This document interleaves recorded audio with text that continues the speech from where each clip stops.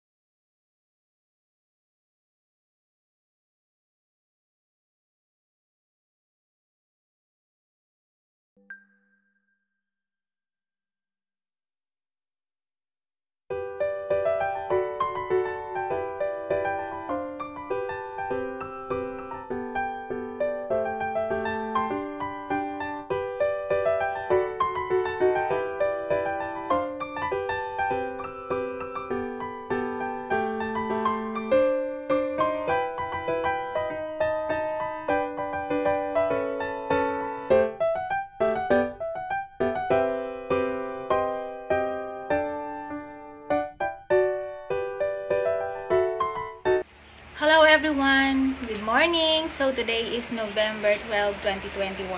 So it's gonna be a very quick vlog lang. Gusto ko lang kayong i-remind ladies about doon sa Vibrant Glamour na pinag-vlog ko dati. May mga nag-comment na nalito kung alin ba talaga doon yung serum at cream ang ilalagay sa mukha. Take note, ang Vibrant Glamour ay mayroong different kinds of serum and retinol na pwedeng ilagay sa mukha. So, gaya ng meron akong dalawa na product ng Vibrant, which is itong retinol eye cream and itong retinol serum anti-aging and firming. So, ladies, huwag kayong malito.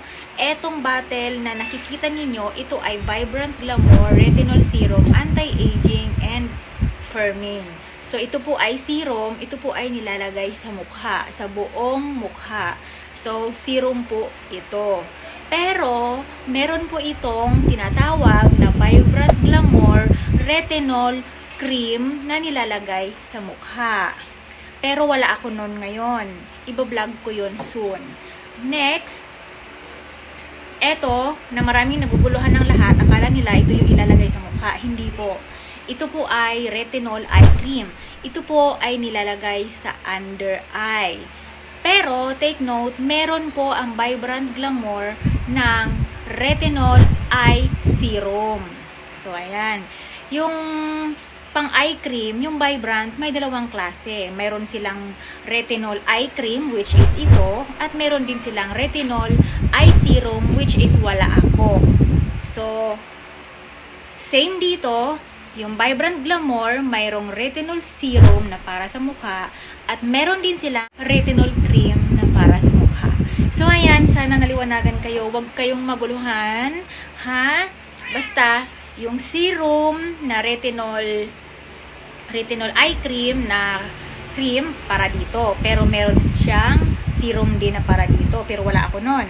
Tapos meron din siyang retinol serum na para sa face, na anti-firming, anti-aging. Saan ba yun? Meron siyang anti-aging and firming. Ito yon. Ito ang serum. At meron din silang retinol na cream na pang anti-aging and firming. So, ayan. Ayan, sana na hindi na kayo naguluhan. So, yun lang yung konting quick reminders ko sa inyo na huwag kayo maguluhan, ha? Thank you everyone for watching and see you on my next vlog. Bye-bye!